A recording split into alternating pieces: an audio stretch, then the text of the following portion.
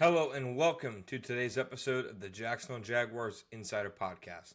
My name is John Shipley. I am your host and beat reporter, and I have been your beat reporter covering the Jacksonville Jaguars for On SI every single day since August 2019, and we continue to move forward through another offseason together.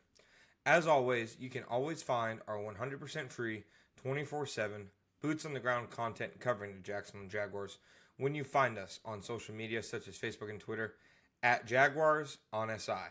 You can also find us at www.si.com/NFL/Jaguars. All right, folks, welcome to today's episode of the Jacksonville Jaguars Insider Podcast. My name is John Shipley.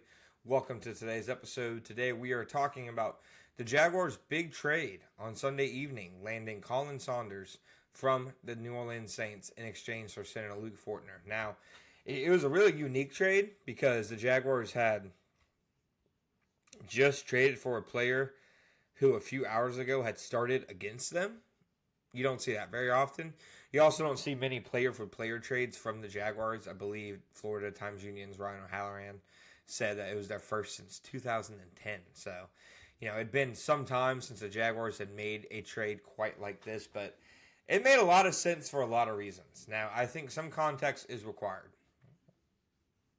Obviously, I don't think Khalen Saunders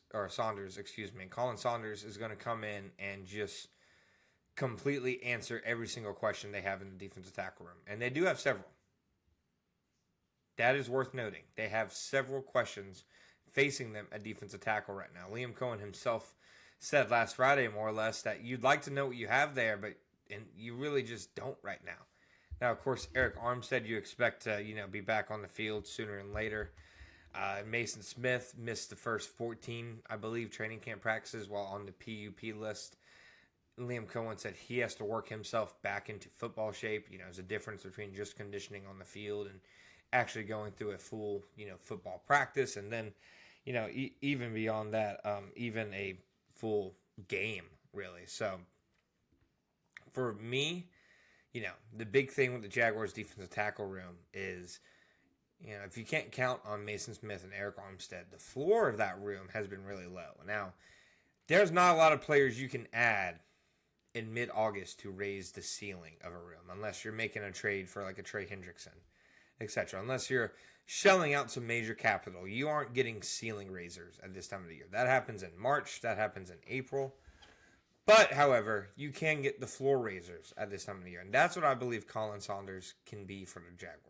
I think that he can be somebody who effectively can come and step in and raise the floor of the defensive tackle room, which has been an issue. I think Devon Hamilton can give you really good snaps at, the one technique. I think that obviously he's not like a dominant pass rusher or anything, but he can get decent push. He's made plays against the run before in his career. He needs a big year, but he's also somebody who, injuries have impacted him in the past, and, with the change in scheme, the change in, just overall what they're asking their defensive linemen to do, and him just being healthy for another year, potentially that can be, what kind of gets him back on track. But then outside of him, with Mason Smith and Eric Armstead missing, they've had Tyler Lacey in there. They've had Austin Johnson in there. They've had Jordan Jefferson. I think Austin Johnson has made some plays here and there. Tyler Lacey, to me, he's a guy who he has some traits as a backup defensive tackle. I just think that if he is one of your two starting defensive tackles, that might be a little questionable. And, with Armstead and Mason Smith out, he's had to be. Jordan Jefferson is a guy who I thought coming into training camp, had the potential to really step up as a key depth guy. He had some good flashes as a rookie, but he's kind of gone under the radar during training camp. You haven't seen him make many flash plays or really stand out all that much. So ultimately, that's where I think Khalen Saunders kind of comes in. He can raise the floor of that defensive tackle room. Give them another guy who at the very least is experienced and can give some quality snaps perhaps in a rotation. I'm not sure they had that, before him. Yeah, defensive tackle was definitely, I think, the weakest position group throughout the bulk of this training camp. Just not a lot of plays made from that group. And that's not to say that I think Khalen Saunders is going to come in here and be Chris Jones or Jalen Carter or anything like that. He's not. You have to have your expectations tempered, to a degree. With that said, again, he's somebody who I think they can plug in and kind of play. You know what you're getting out of him. He's not a young guy who hasn't played many snaps. So, to me, the trade made a lot of sense. And it's another example of, the past Jaguars regime, as you guys know, we've talked about this, has kind of gone through this cycle where after the draft, they determine, okay, this is the best roster we can put together. There was not much looking in the May or June, July, August sections of the free agency bin and finding them to fill roles on the team. The Jaguars have done it with several guys now.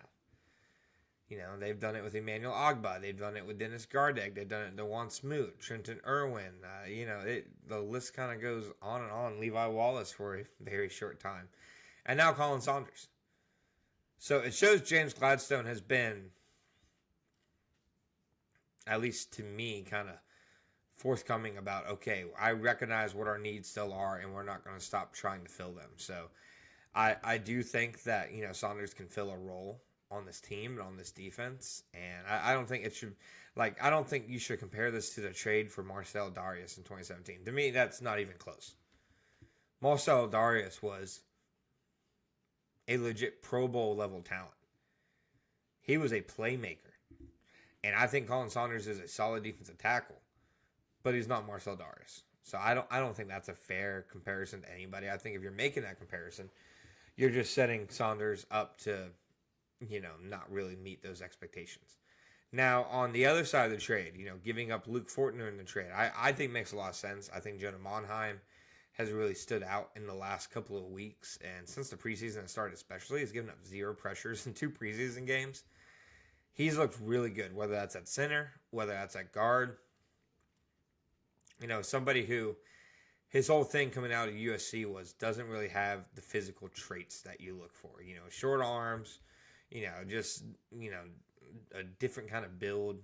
Not exactly what you're looking for if you're just going off the pure height, weight, speed kind of thing. But he's a grinder, man.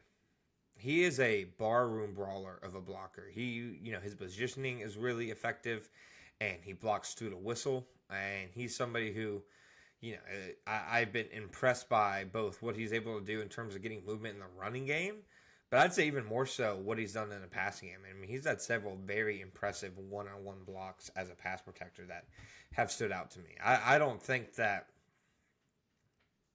they necessarily are so quick to kind of shop Fortner, which is what happened. It wasn't like this cut just came together. They have been shopping Fortner for a little bit now. And I don't think they would have felt comfortable to do that were it not for Jonah Monheim to kind of be making plays throughout training camp and to really kind of have a solid ascent into being a consistent player. Now, as a 7th round pick, if they can get him to be, like a top role guy and play a role on the team in that fashion, that's an absolute boon for the Jaguars. And I think that's a big reason why, they felt comfortable trading Luke Fortner. Luke Fortner always, had slim chances to make the roster, I'd say. I mean, they added so many new offensive linemen.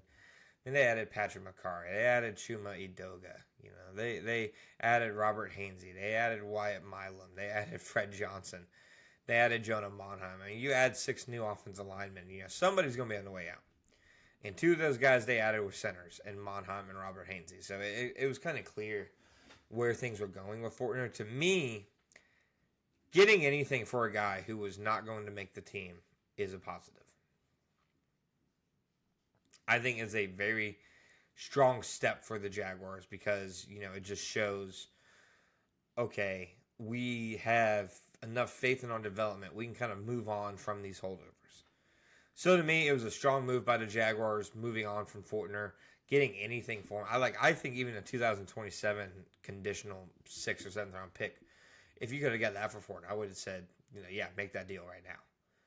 So getting somebody who can at least answer some questions along the defensive line, even in a rotational capacity perhaps, I think is a positive for the Jacksonville Jaguars and their franchise moving forward.